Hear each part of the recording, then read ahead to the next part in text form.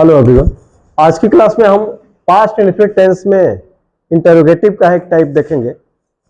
और वो इंटरोगेटिव क्या है, कई बार ऐसा होता है कि वाक्य में सब्जेक्ट नहीं होता है। जैसे यहाँ पे देखेंगे, जैसे मैंने यहाँ पे लिखा है वाक्य में सब्जेक्ट नहीं हो, वाक्य में सब्जेक्ट नहीं होता है।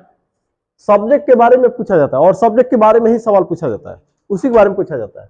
और वाक्य में कौन या क्या शब्द आए, वाक्य में कौन या क्या शब्द आएगा, तो फिर उसको कैसे बनाएंगे।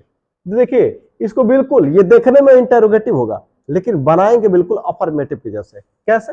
जैसे जहां सब्जेक्ट हमको लिखना चाहिए, अफर्मेटिव में हम जहां सब्जेक्ट लिखते हैं वहीं पे कौन के लिए हु और क्या के लिए व्हाट लिख देंगे। जैसे यहां सेंटेंस देखें, कौन उसे सहयोग किया, सहयोग करने वाला व्यक्ति ही सब्जेक्ट है, लेकिन वो दिया नहीं, वही पूछ रहा है, कह रहा है कि कौन उसे सहयोग किया, सहयोग करने वाला व्यक्ति ही सब्जेक्ट है और वही चीज यहाँ पे दिया नहीं है, वो पूछ रहा है। यानी कि सब्जेक्ट नहीं है, सब्जेक्ट के बारे में पूछा गया और कौन शब्द आया है, तो ये बिल्कुल देखने में इंटरोगेटिव है, बनाएंगे बिल्कुल अफर्मेटिव की जैसे।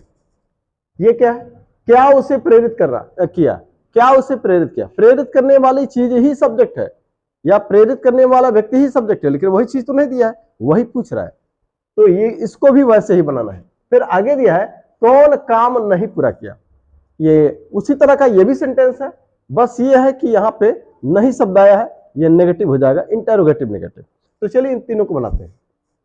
तो यहाँ देखिए सब्जेक्ट नहीं दिया है, कौन उसे सहयोग किया, सहयोग करने वाला व्यक्ति कौन है, सब्जेक्ट नहीं दिया है, और सब्जेक्ट के ही बारे में पूछ रहा है कि कौन सहयोग किया, सहयोग करने वाला व्यक्ति कौन है, यही तो पूछ रहा है। तो इसको कैसे बनाएंगे, सबसे पहले हम जहां सब्जेक्ट लिख रहे थे अफर्मेटिव, देखिए ये सेंटेंस क्या है, अफर्मेटिव का है। ये जो स्ट्रक्चर होता है ये अफर्मेटिव सेंटेंस का होता है पास्ट इंडेफिनिट में, लेकिन हम इसको बिल्कुल अफर्मेटिव के जैसे बनाएंगे। लेकिन करेंगे क्या, यहां सब्जेक्ट की जगह पे, सब्जेक्ट जहां हमको लिखना चाहिए था जहां लिखते हैं, वहीं पे कौन के लिए हु और क्या के लिए व्हाट लिख देंगे। तो यहां देखिए कौन आया है हमारे सेंटेंस में, तो इसके लिए लिख देंगे यहाँ पे हु, ये लिख दिया हमने। अब उसके बाद से लिखना है वर्ब का सेकंड फॉर्म, सेकंड फॉर्म।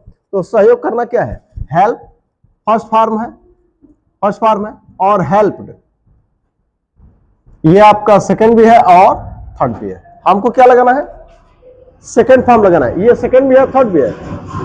अगर इसके साथ हेल्पिंग वर्ब है तो थर्ड है, हेल्पिंग वर्ब नहीं है तो सेकंड है, हमको इसको लिखना है सेकंड फॉर्म। तो यहाँ पे हेल्पिंग वर्ब नहीं है तो ये सेकंड का काम करेगा, सेकंड फॉर्म का काम करेगा, यहाँ हेल्पिंग वर्ब नहीं है। अगर इसके साथ हेल्पिंग वर्ब होता तो ये थर्ड का काम कर जाता है। तो खैर हु हेल्प, तो ये मैंने सब्जेक्ट की जगह पे हु लिख दिया। अब वर्ब का सेकंड फॉर्म लिखा, ऑब्जेक्ट, सहयोग किसको किया गया, उसे, तो यहाँ पे मैंने लिखा हिम। ये सेंटेंस हमारा कंप्लीट। अगले सेंटेंस को देखते हैं। अगला सेंटेंस हमारा है क्या उसे प्रेरित किया, प्रेरित करने वाली चीज क्या है, प्रेरित करने वाला व्यक्ति या वस्तु ही सब्जेक्ट है, और उसी के बारे में आप पूछा गया कि क्या उसे प्रेरित किया, यानी कि जो भी है वो निर्जीव चीज है, कोई व्यक्ति नहीं है। तो इसके बारे में, सब्जेक्ट के बारे में सवाल किया गया, क्या शब्द आया, तो इसको भी देखने में इंटरोगेटिव है, लेकिन बनाएंगे बिल्कुल अफर्मेटिव के जैसे। तो क्या के लिए, देखिए जहां हम सब्जेक्ट हमको लिखना चाहिए था अफर्मेटिव में, जहां हम सब्जेक्ट लिखते हैं सबसे पहले, वहीं पे सब्जेक्ट की जगह पे हम यहाँ पे क्या के लिए व्हाट लिख देंगे। तो यहां पे लिखेंगे व्हाट। उसके बाद से लिखेंगे वर्ब का सेकंड फॉर्म। देखिए यहां पे डिड का यूज नहीं करते हैं, सब्जेक्ट नहीं है तो डिड का यूज नहीं करना है, सब्जेक्ट नहीं है तो डिड का यूज नहीं करना है। और जब डिड का यूज नहीं करना है तो पास्ट इंडेफिनिट में कौन सा फॉर्म होता है, सेकंड फॉर्म। अगर डिड यूज नहीं करना है, अगर हेल्पिंग वर्ब सब्जेक्ट नहीं है तो हमको डिड का यूज नहीं करना है, और जब डिड का यूज नहीं करेंगे तो पास्ट इंडेफिनिट में सेकंड फॉर्म होगा। तो इसीलिए यहां भी हमने सेकंड फॉर्म का यूज किया और यहां भी सेकंड फॉर्म का ही यूज करेंगे। तो हम यहां पे लिखेंगे सेकंड फॉर्म, प्रेरित करना, तो inspire, inspire first form, first form, लेकिन हमको चाहिए सेकंड फॉर्म, तो डी लगाया तो ये सेकंड भी है थर्ड भी है, लेकिन हेल्पिंग वर्ब नहीं है तो ये सेकंड का काम करेगा।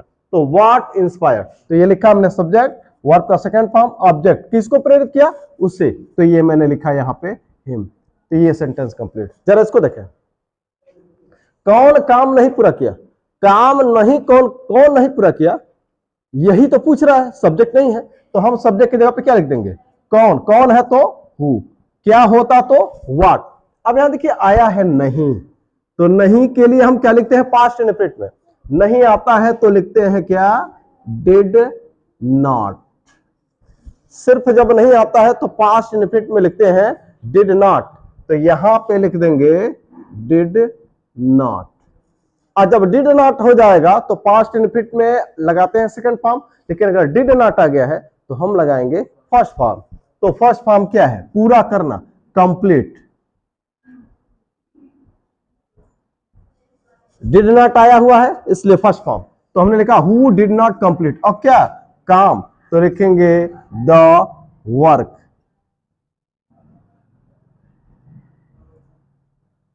तो ये सेंटेंस हमारा कंप्लीट। इन तीनों को हमने देखा।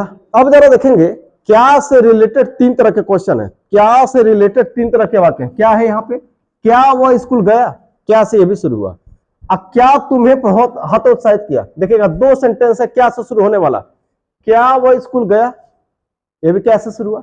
अब क्या तुम्हें हतोत्साहित किया, ये भी क्या से शुरू हुआ, लेकिन दोनों में अंतर क्या है जरा यहां देखिएगा।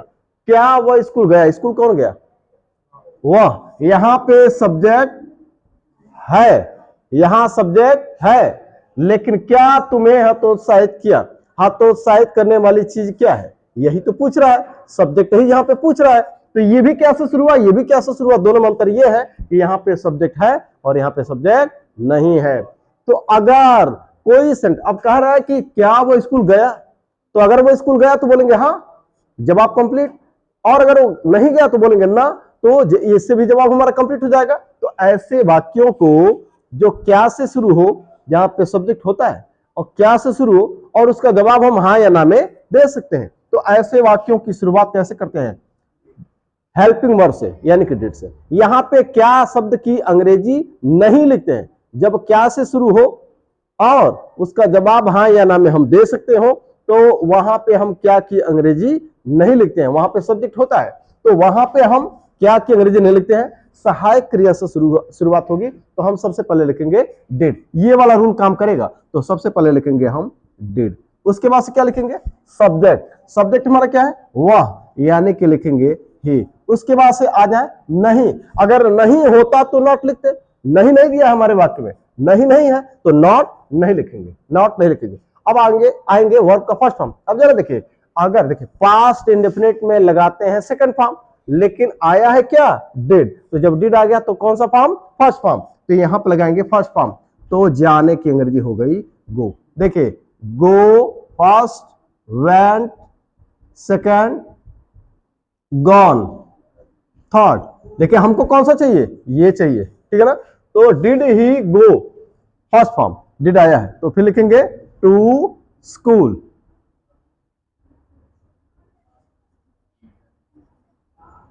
स्कूल।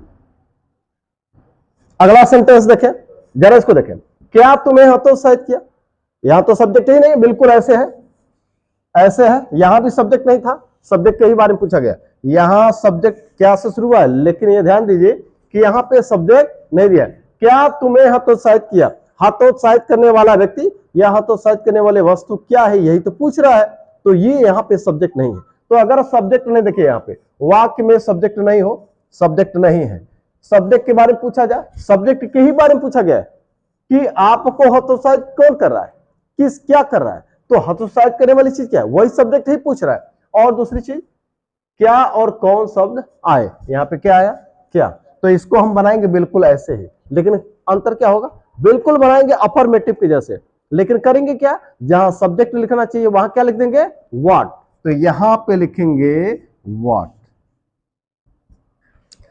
सब्जेक्ट नहीं है तो हमको सेकंड मतलब तो हमको डिड का यूज नहीं करना है, सब्जेक्ट नहीं है तो हेल्पिंग वर्ब का यूज नहीं करना है। तो सब्जेक्ट नहीं है, हम डिड का यूज नहीं करेंगे। हम क्या लिखेंगे, अब जब डिड का यूज नहीं होगा तो क्या लिखेंगे, सेकंड फॉर्म। तो बिल्कुल बनाएंगे अफर्मेटिव के जैसे, हतोत्साहित करना, तो आप यहां लिख दीजिए डिजेक्ट, हतोत्साहित करना। लेकिन हमको कौन सा फॉर्म चाहिए, ये तो फर्स्ट फॉर्म, हतोत्साहित करना, डिजेक्ट। अब इसका सेकंड फॉर्म चाहिए, तो हमको लगाना है सेकंड फॉर्म, तो कर देंगे क्या, ईडी, तो व्हाट डिजेक्टेड या व्हाट डिमोरलाइज्ड। आगे बढ़े, ऑब्जेक्ट, किसको किसको हतोत्साहित किया, तुम्हें, तो यहां पे लिखेंगे यू, कंप्लीट। अब जरा इसको देखेंगे, वहां क्या लिखा, जरा यहां देखिएगा, यहां बीच में आया। देखिए अगर क्या शब्द बीच में हो, क्या शब्द बीच में हो, या क्यों कैसे कब कहां आए, तो ऐसे वाक्यों का जवाब हम हाँ या ना में नहीं दे सकते। अच्छा यहां सब्जेक्ट भी है, यहां बीच में है। देखिए इन दोनों वाक्यों में क्या पहले आया, शुरुआत हुई।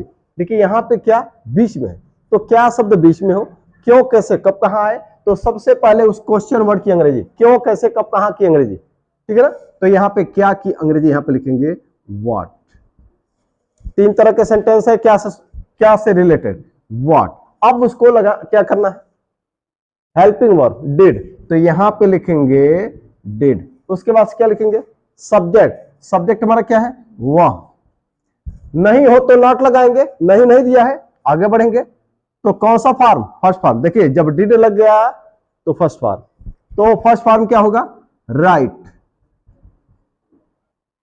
व्हाट डिड ही राइट, देखिएगा write first form, wrote second form, written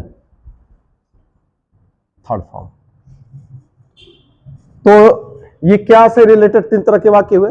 और इस तरह से पास्ट इंडेफिनिट के जो भी स्ट्रक्चर हो सकते हैं पास्ट इंडेफिनिट में, उसको आज मैंने सब कंप्लीट कर दिया है। आज के लिए इतना ही, बाकी अगले क्लास में। धन्यवाद।